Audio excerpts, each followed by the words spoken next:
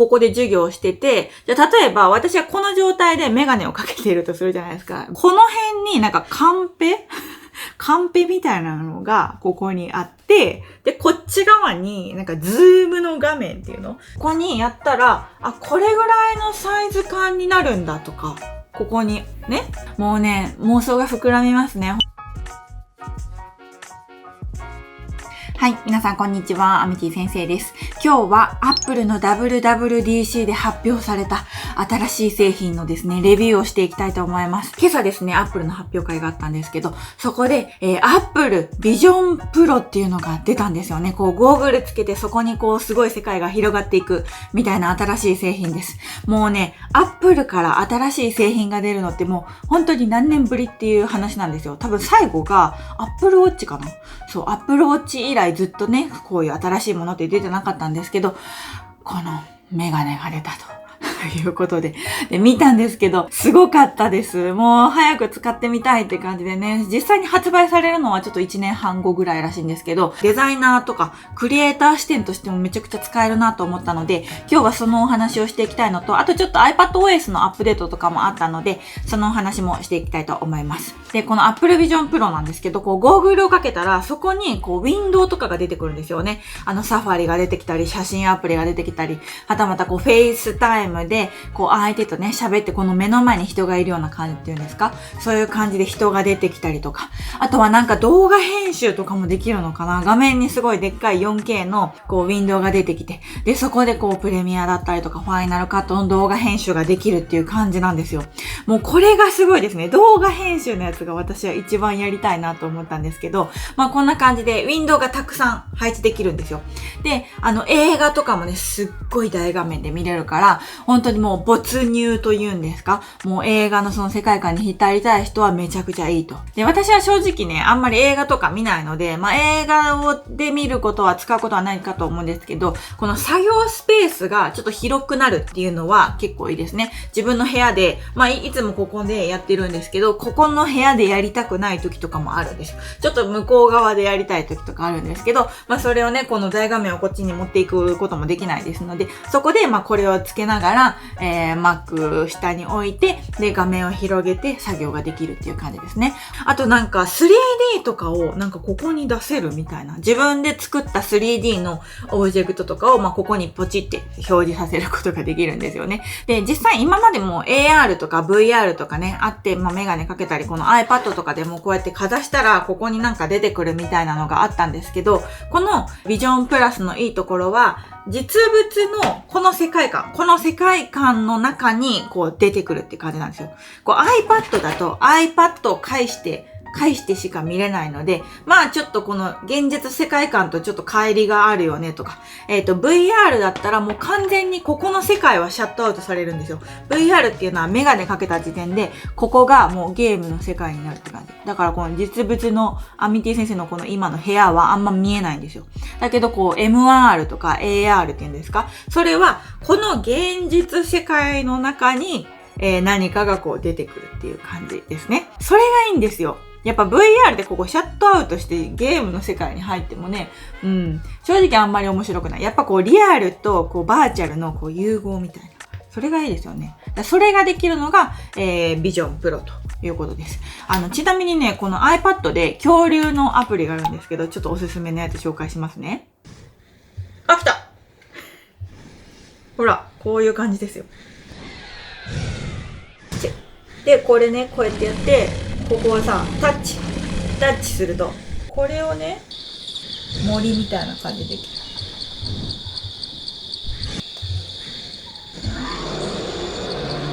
これが AR の世界なんですよね。はい。で、この AR の世界、これ iPad だとここの画面上しか出てこないけど、Vision Pro だったらこの全体的にこう出てくるから、要は手も空いてるわけですよ。iPad だったらこう持ってないといけないけど、これ手も空いてるから、こう、恐竜ちゃんにタッチしたりとかさ。できんじゃないかなっていう、そういう楽しさもね、ありますよね。はい。だからそういうエンタメ的なところではめちゃくちゃ面白いなと思いますね。で、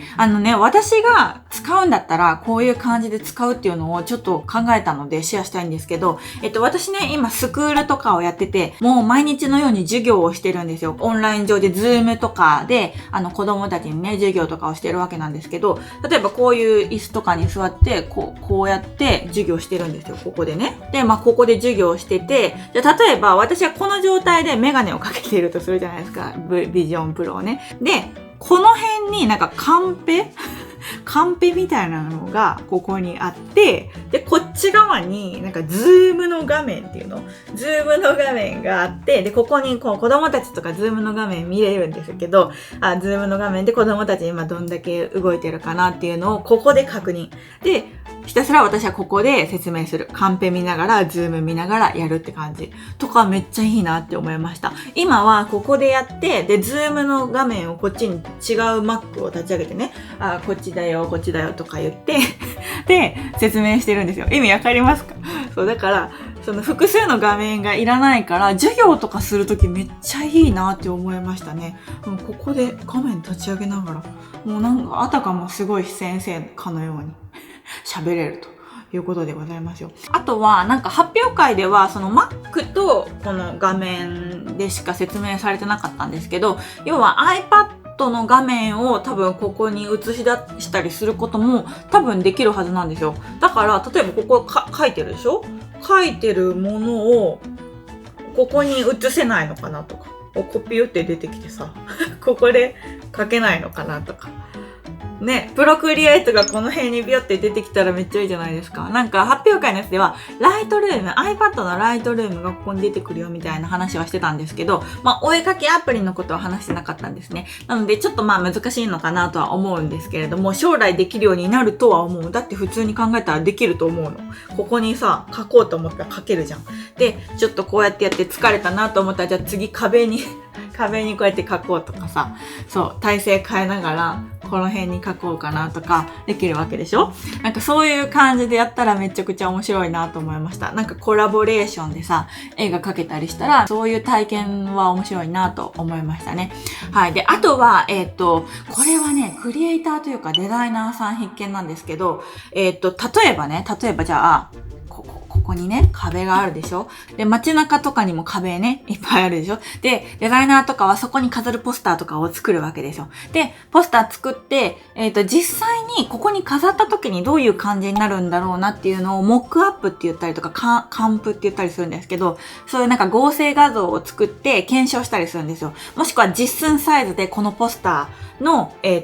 紙を出して、で、検証するって感じ。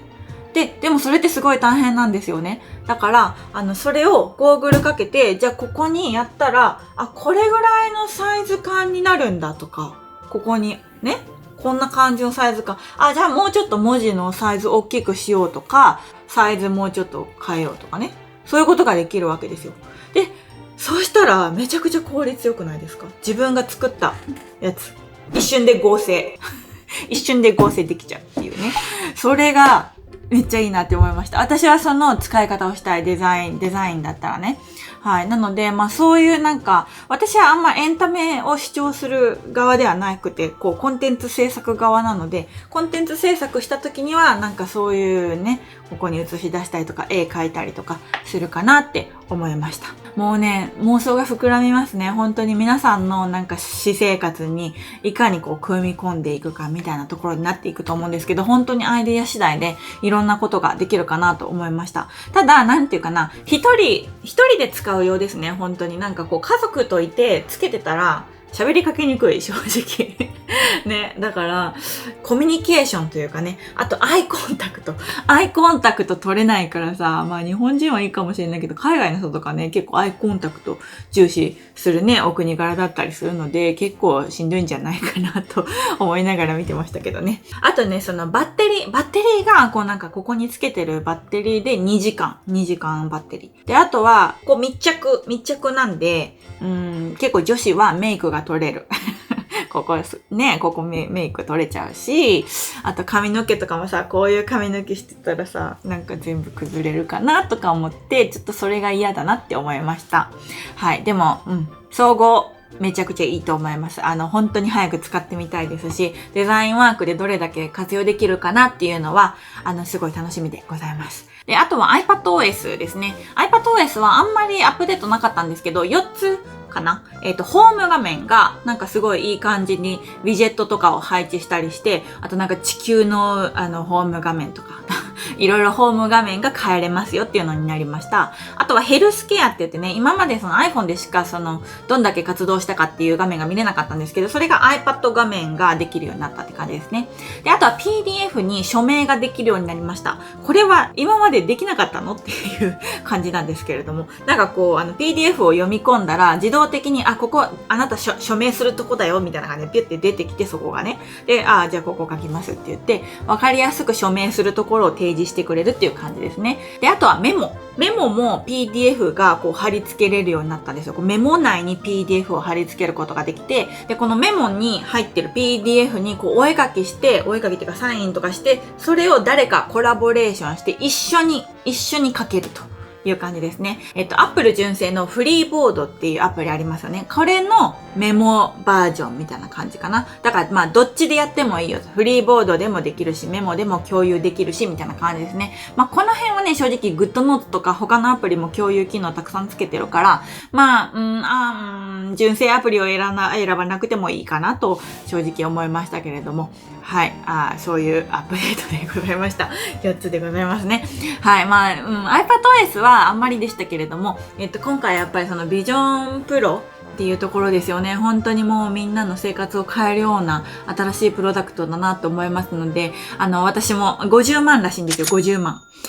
50万。そんだけできるんだったら50万でもいいかなと思ったんですけど、やっぱり高い。普通に考えて高い。なかなかね、手を出しにくい値段ではあるんですけれども、はい、ちょっとお小遣い貯めてね、1年半後ですからね、買えるのが。だから、はい、お小遣いを貯めたいと思いました。はい、ということで今日はこんな感じで終わりにしたいと思います。アミティ先生、iPad の使い方をたくさん YouTube で紹介してますので、まだチャンネル登録してない人はですね、ぜひチャンネル登録してもらえると嬉しいです。iPad 本4冊出版してたりとか、あとは小学生向けの iPad スクール運営してたりとか、あとは iPad のコミュニティとかもやってまして、今そこはね、5、600人人がいるんですけれども、そんな感じで iPad のコミュニティをたくさん運営してますので、よかったらそっちもね、概要欄からチェックしてもらえると嬉しいです。はい、ということで今日は以上です。バイバーイ。